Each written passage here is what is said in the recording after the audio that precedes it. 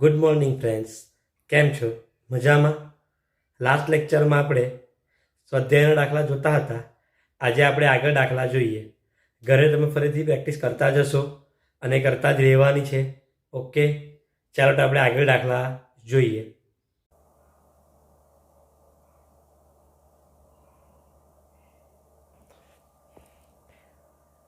સ્વાધ્યાય 15.1 બુક, પ્રશ્ન નંબર 12. કોઈ એક શહેરમાં હવામાં સલ્ફર ડાયોક્સાઇડની સાંદ્રતા શોધવા માટેનો પ્રયોગ કરવામાં આવ્યો.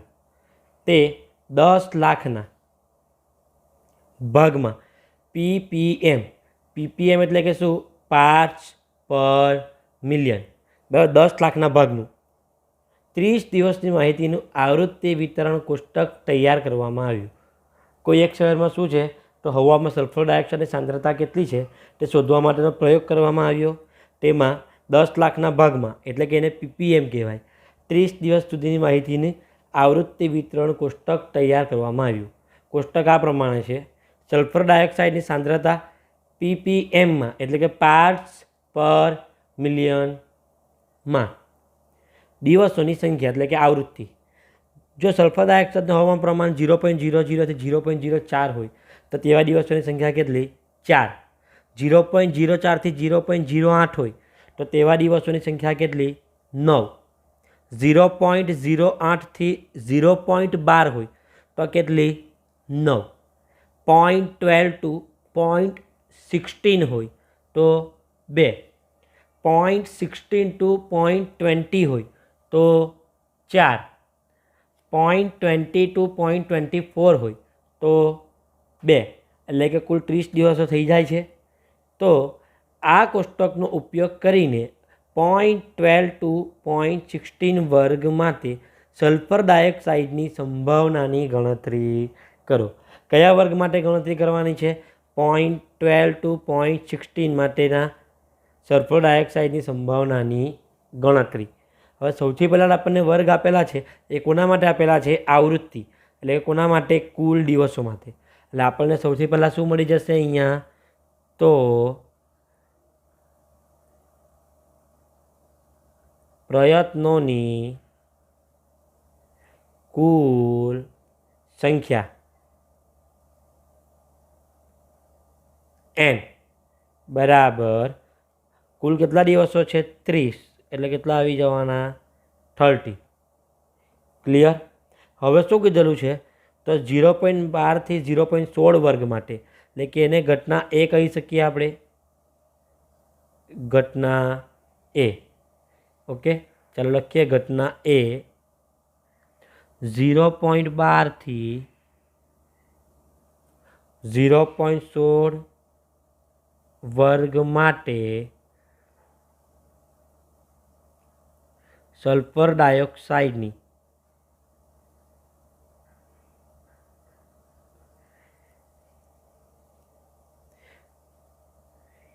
દિવસોની સંખ્યાના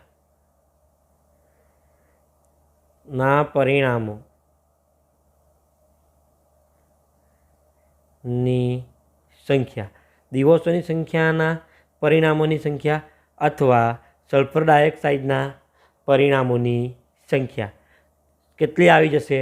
તો જોઈએ કોષ્ટકમાં 0.12 થી 0.16 માટે કેટલા છે? 2 દિવસો. એટલે અહીં આપણી પાસે કેટલા દિવસ આવી જવાના?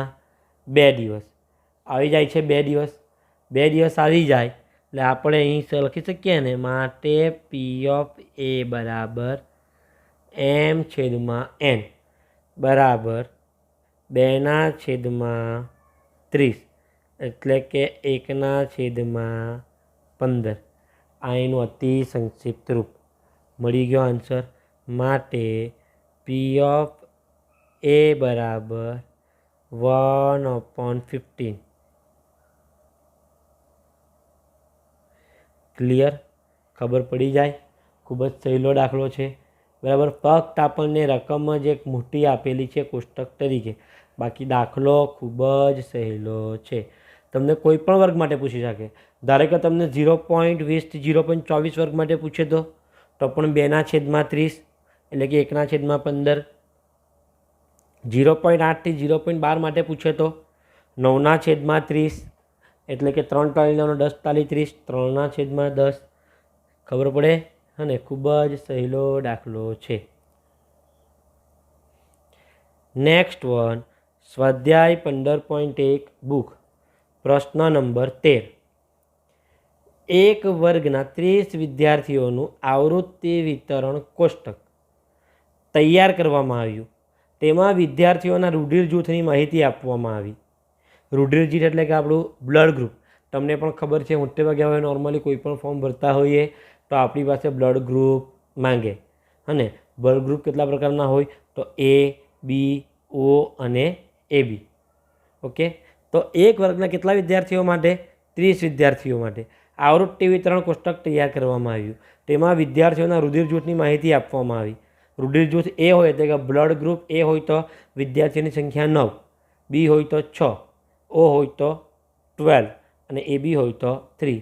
કુલ 30 વિદ્યાર્થીઓ. ફરીથી કહી દઉં મિત્રો, આપણે જ્યારે પણ દાખલા ગણીએ ઓનલાઈન વિડીયો જોતા હોઈએ ટેક્સ્ટ બુક લઈને જ બેસવાનું. આ રકમ પણ તમે ટેક્સ્ટ બુકમાં જોશો તો ટેક્સ્ટ બુકમાં લખેલું છે કે સ્વાધ્યાય 14.2નો દાખલા નંબર 1. આગળનો દાખલો જોઈ ગયા પ્રશ્ન નંબર 12, એમાં પણ લખેલું છે સ્વાધ્યાય 14.2 દાખલા નંબર 5. બરાબર, એટલે કે 14મા ચેપ્ટરના દાખલા માટે જ આપણે જે કોષ્ટક બનાવીએ તે અહીં લેતા છે, પરંતુ આપણે અહીં રકમમાં લખાવેલું છે એટલે આપણે રકમ ઉતારવાની છે. ટેક્સ્ટ બુકમાં આપણને આ પ્રકારની રકમ આપેલી નથી. ઓકે, તો હવે શું કીધું કે આ વિદ્યાર્થીઓમાં કોઈ એક વિદ્યાર્થીનું રૂધિર જૂથ AB હોય તેની સંભાવનાની ગણતરી કરો.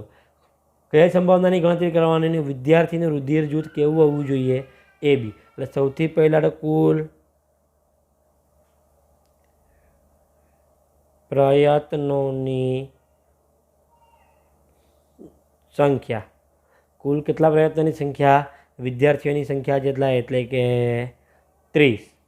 હવે ઘટના A શું કહેવામાં આવ્યું છે? એમાં કે કોઈ એક વિદ્યાર્થીનું રૂધિર જૂથ, કોઈ એક વિદ્યાર્થીનું રૂધિર જૂથ AB હોય તે માટેના પરિણામોની સંખ્યા. ચાલો, કોઈ એક વિદ્યાર્થીનું રૂધિર જૂથ AB હોય તેવા વિદ્યાર્થીઓની સંખ્યા કેટલી? 3. એટલે અહીં કેટલા આવી જવાના? 3. માટે P of A બરાબર M/N 3/30, 3/30 એટલે કે 1/10, 0.1 આવી ગયો જવાબ. માટે P of A બરાબર 0.1. ક્લિયર? ખબર પડે? જો એવું કહેવામાં આવતે કે કોઈ એક વિદ્યાર્થીનું રૂધિર જૂથ B હોય તો તે માટેની સંભાવનાની ગણતરી કરો. B હોય તો કેટલા આવતે? 6. એટલે કે પરિણામોની સંખ્યા 6, કુલ પ્રયત્નોની સંખ્યા 30, 6/30. કોઈક વખત બંને ભેગા પણ પૂછી શકે. કઈ રીતના? તો કોઈ એક વિદ્યાર્થીનું રૂધિર જૂથ A અથવા એવો હોય તે માટેની સંભાવનાની ગણતરી કરો. શું કહેવામાં આવે? A અથવા O હોય. ચાલો, A અથવા O હોય એટલે કઈ રીતના? તો જો આપણી પાસે જે કોષ્ટક આપેલું છે એ કોષ્ટકમાં આપણે જોઈએ. અહીંયા કીધું આપણને A અથવા O હોય તો એમાં કેટલા વિદ્યાર્થીઓ છે? 9.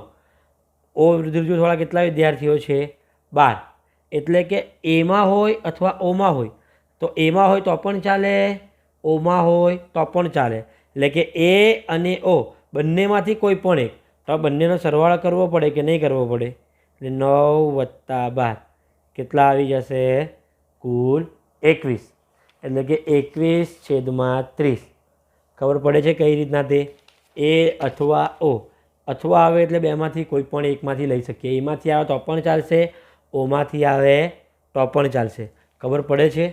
ધારો કે આપણા વર્ગખંડની અંદર કોઈ એ રુધિર જૂથવાળો વિદ્યાર્થી કે વિદ્યાર્થીની હોય, ઓ રુધિર જૂથવાળા વિદ્યાર્થી કે વિદ્યાર્થીની હોય, અને આપણે કહીએ કે એ રુધિર જૂથવાળા અથવા ઓ રુધિર જૂથવાળા વિદ્યાર્થી કે વિદ્યાર્થીનીઓ ઊભા થાય, તો એ અથવા ઓ બંને બોલીએ તો બંને રુધિર જૂથવાળા વિદ્યાર્થી ઊભા થવાના ને, એટલે કે બંનેનું કુલ ટોટલ કરવું પડે. અહીંયા પણ આપણે શું કરવું પડે? એ બરાબર 9, ઓ બરાબર 12, એટલે કે 9 + 12 21. ક્લિયર? ખબર પડી જાય. એટલે ફક્ત દરેક વખતે એ બી માટે જ આવે એવું જરૂરી નથી. એ રુધિર જૂથ માટે પણ આવી શકે, બી માટે પણ આવી શકે. હવે ખબર પડી જાય. આ પણ ખૂબ જ સહેલો દાખલો છે, ફક્ત કોષ્ટક આધારિત દાખલા છે એટલે આપણને એવું લાગે દાખલા મોટા છે, બાકી સહેલા દાખલા છે. નેક્સ્ટ, એક્સ્ટ્રા સમ. આપણા સ્વાધ્યાયના મોટે ભાગના દરેક દાખલા થઈ ગયા છે. ફક્ત આપણો સ્વાધ્યાય 15.1નો પ્રશ્ન નંબર 5 બાકી છે, જે ઘણો લાંબો છે એટલે આપણે આવતીકાલે જોઈશું. એમાં 5 ઘટના છે એટલે આવતીકાલે થોડા બીજા સેલ્ફ પ્રેક્ટિસ માટેના દાખલા જોઈશું, એક્સ્ટ્રા દાખલા જોઈશું, બરાબર. અને સાથે આપણે 5મા નંબરનો દાખલો પણ જોઈ લઈશું. ઓકે.